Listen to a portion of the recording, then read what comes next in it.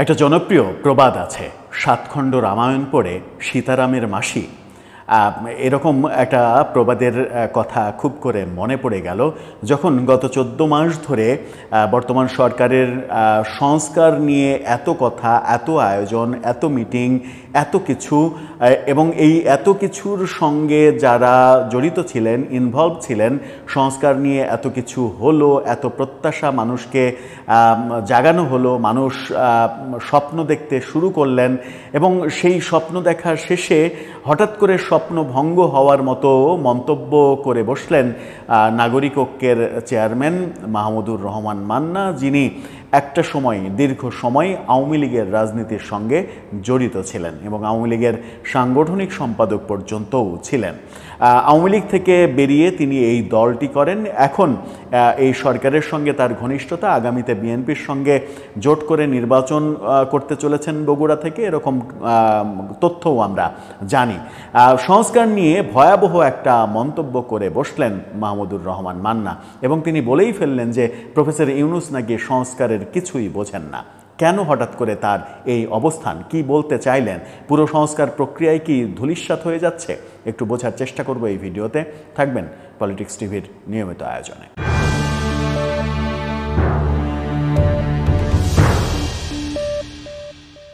দর্শক, বলছিলাম মাহমুদুর রহমান মান্নার কথা, জাতীয় নাগরিক ঐক্যের সভাপতি তিনি। তাকে নিয়ে সংবাদের শিরোনামটা আপনারা দেখলেই বুঝবেন। তিনি বলছেন ডক্টর ইউনূস সংস্কার বোঝেন না। একেবারে সরাসরি এই কথা বলছেন।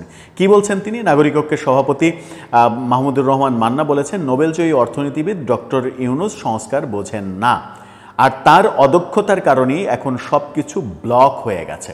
তিনি বলছেন সব কিছু ব্লক হয়ে গেছে। তার মানে কি সংস্কার নিয়ে আর কোনো আশা নেই?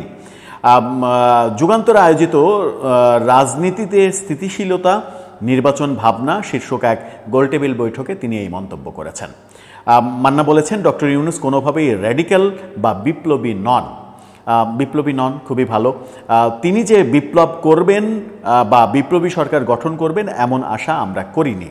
আমরা আশা করেছিলাম অন্তত কিছু সংস্কার করবেন, কিন্তু সেই সংস্কারও তিনি ঠিকমতো বোঝেননি। এখন সব কিছু একটা জায়গায় আটকে গেছে। ভয়াবহ একটা কথা বলছেন যে ডক্টর ইউনূস সংস্কারের ব্যাপারটা বোঝেনি না আসলে। তাহলে এতদিন ধরে আপনারা কি করলেন সেটা তো একটা বড় প্রশ্ন। জুলাই সনদের আইনি ভিত্তি প্রসঙ্গে হতাশা প্রকাশ করে তিনি আরও বলেছেন জুলাই সনদের আইনি ভিত্তির প্রস্তাবনা এখনও দেয়া সম্ভব হয়নি। একটা খসড়া দেয়া হয়েছিল, সেটি বাতিল হয়ে গেছে। এখন শোনা যাচ্ছে কয়েকদিনের মধ্যে নতুন প্রস্তাবনা দেয়া হবে। গণভোটের প্রসঙ্গে মাহমুদুর রহমান এটা একটা খুবই গুরুত্বপূর্ণ কথা বলেছেন। গণভোটের প্রসঙ্গে তিনি বলেছেন যে গণভোট দিয়েই সব সমস্যার সমাধান হবে না। গণভোট কেবল বৈধতা দেবে, কিন্তু বাস্তবায়ন তো গণভোটের মাধ্যমে হবে না। এই যে লাস্টে যে কথাটা বললেন যে গণভোট শুধু জুলাই সনদের ব্যাপারে জনগণের কাছে বৈধতা পাবে, যদি জনগণ এটার হাঁ বলে যে এই সনদের পক্ষে আমরা আছি, এই সংস্কারের পক্ষে আমরা আছি, তাহলে এটার একটা বৈধতা পাওয়া যাবে। কিন্তু এটা তো আইন হবে না। এটাকে আইনে পরিণত করতে হলে আপনার সংসদে যেতে হবে। সংসদ সদস্যদের 2/3 ভোটে এটাকে আইনে রূপান্তরিত করতে হবে। তারপরে এর এক ধরনের আইনি বৈধতা তৈরি হবে। এটার আপনার নৈতিক বৈধতা পাবেন গণভোট করে, যে আমি জনগণের কাছে জানতে ছিলাম আমি যে এইগুলো করতে চাচ্ছি জনগণ একমত কিনা। জনগণ যদি বলে একমত, তাহলে একটা নৈতিক বৈধতা পেলেন, কিন্তু সেটা আইনে রূপান্তরিত হবে না। যেটা আমার মনে হয় যে এনসিপি কিংবা জামাত বুঝে উঠতে পারছে কিনা সেটা একটা বড় প্রশ্ন। কারণ গণভোটের মাধ্যমে সেটা আইনে পরিণত হবে না। সেটাকে আইনে পরিণত করতে হলে সংসদ লাগবে। নির্বাচিত সংসদ ছাড়া কোনো আইন সাংবিধানিক কোনো পরিবর্তন কেউ করতে পারে না। আর নির্বাচিত সংসদে এই সরকারের, এই যে অন্তর্বর্তীকালীন সরকার যে সংবিধানে নেই থেকে শুরু করে এই সরকারের যাবতীয় কর্মকাণ্ড সব কিছুকে বৈধতা দিতে হবে, নতুবা এই সরকারের সমস্ত কর্মকাণ্ড অবৈধ হিসেবে পরিগণিত হবে। যে কেউ আদালতে গেলে সরকারের সঙ্গে জড়িত কিংবা সরকারের নানা কাজের সঙ্গে সম্পৃক্ত যারা হয়েছেন এই সময়ে, তারা সবাই আদালতের কাঠগড়ায় দাঁড়াতে বাধ্য হবেন।